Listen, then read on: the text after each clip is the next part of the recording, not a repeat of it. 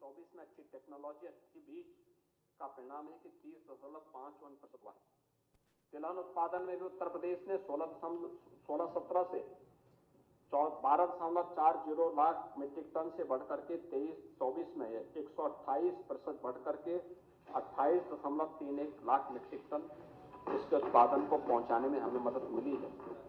2.5 करोड़ किसान प्रधानमंत्री किसान सम्मान निधि का लाभ उत्तर प्रदेश में प्राप्त कर रहे हैं और इसके साथ ही अन्नदाता किसानों के साथ साथ गन्ना किसानों को हम लोगों ने 2017 से अब तक 2,73,000 करोड़ रुपए का गन्ना मूल्य का भुगतान भी किया है। 95 से 17 के बीच हुआ कुल गन्ना मूल्य से अगर इसकी तुलना करें 22 वर्ष में जितना गन्ना मूल्य भुगतान किया था, हम लोगों ने 8 वर्ष में उसका लगभग उससे भी अधिक 60,000 करोड़ अतिरिक्त गन्ना मूल्य का भुगतान गन्ना किसानों को किया है। आज 119 चीनी मिलें हमारे यहाँ क्रियाशील हैं। 3 नई चीनी मिलें हम लोगों ने स्थापित की हैं। 6 चीनी मिलों का हम लोगों ने पुनर्संचालन किया है और 30 चीनी मिलों की क्षमता का विस्तार भी करने में हमें सफलता प्राप्त की है और 1.25 लाख नए नौकरी इसके माध्यम से सृजित करने में भी सरकार को सफलता प्राप्त हुई है। 285 नई खांडसारी इकाइयों को भी गठित करने में सरकार को सफलता प्राप्त हुई और जिसके माध्यम से लगभग 42,000 लोगों को रोजगार इसके माध्यम से प्राप्त हुआ है और सरकार ने इस बजट में भी कुछ चीनी मिलों के एक्सपेंशन या जो बंद थे उनको पुनर्चलाने के लिए पैसे की व्यवस्था की है।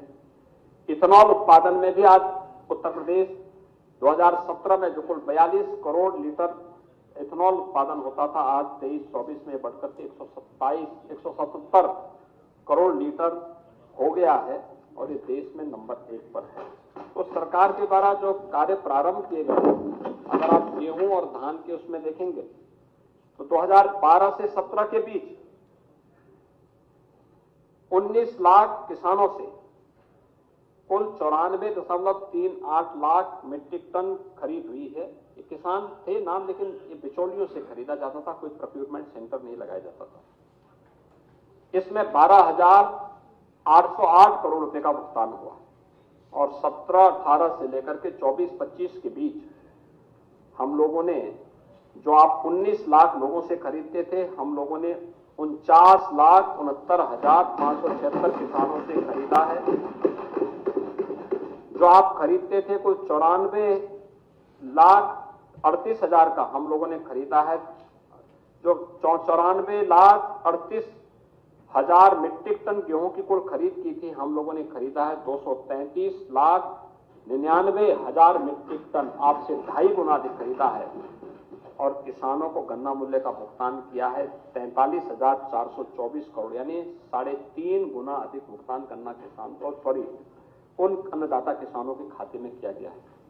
ऐसे धान की खरीद में 12 से 17 के बीच में आपने 14,87,919 लोगों से 123.61 लाख मीट्रिक टन धान खरीदा, 17,190 करोड़ रुपए का भुगतान किया। 17-18 से 2024-25 के बीच हम लोगों ने 69,82,716 किसानों से आपसे 5 गुना अधिक यानी एक खरीद हुई है। 456,86,000 मीट्रिक टन यानी 3 गुना अधिक धान खरीद की गई और 88,746 करोड़ से अधिक भुगतान, 5 गुना से अधिक भुगतान किया गया। ये है किसानों को दिया जाने वाला जो लाभ है। ऐसे बाजरा खरीद में, ऐसे ज्वार की खरीद में, ऐसे ही मक्का की खरीद में सरकार ने सीधे उन तक ये योजना पहुंचाई है और मुझे बताते हुए प्रसन्नता है कि अन्नदाता किसान के जीवन में खुशहाली आए, इसके लिए उन्नत बीज उसे प्राप्त हो। जो आज के समय में चैलेंज है सरकार के सामने और देश और दुनिया के सामने ग्लोबल वार्मिंग का, इसका सर्वाधिक प्रभाव पड़ने वाला है अन्नदाता किसान पर। इसके लिए ग्लोबल वार्मिंग से मुक्त ऐसा बीज जो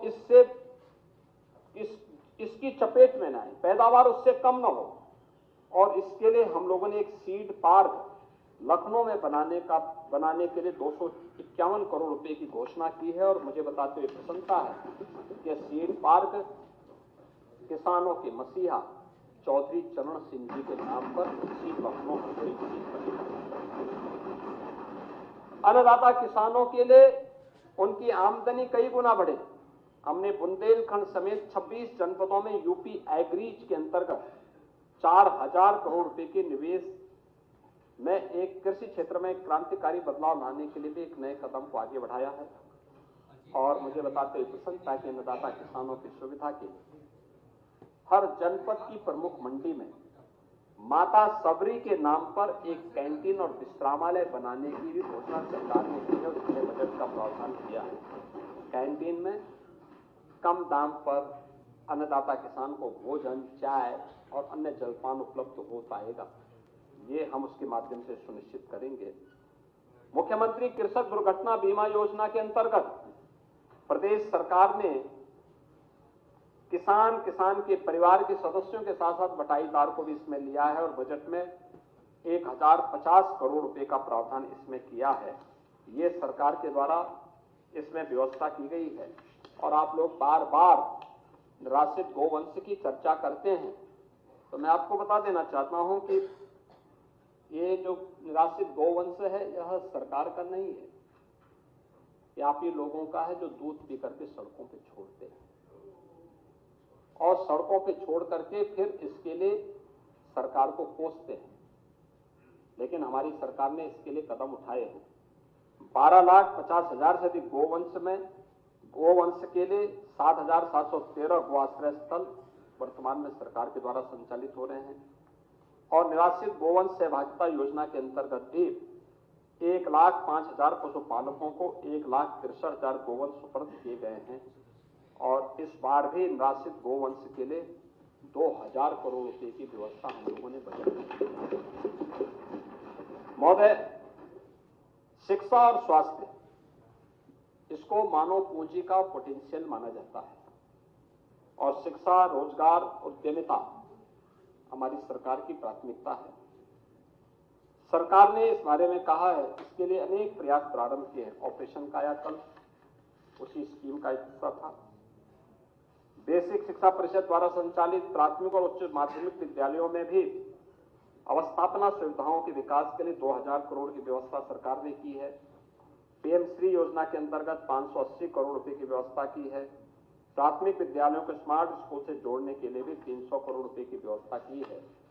इसके साथ ही एनसीसी एकेडमी के निर्माण की कार्रवाई हो, राजकीय पॉलिटेक्निक में नवीन टेक्नोलॉजी के साथ ड्रोन टेक्नोलॉजी आए, आर्टिफिशियल इंटेलिजेंस आए, रोबोटिक आए, इन सभी के लिए 3D प्रिंटिंग की वहां पे हम लोग प्रशिक्षण दे सकें, इसके लिए भी 100 करोड़ रुपए की व्यवस्था की गई है।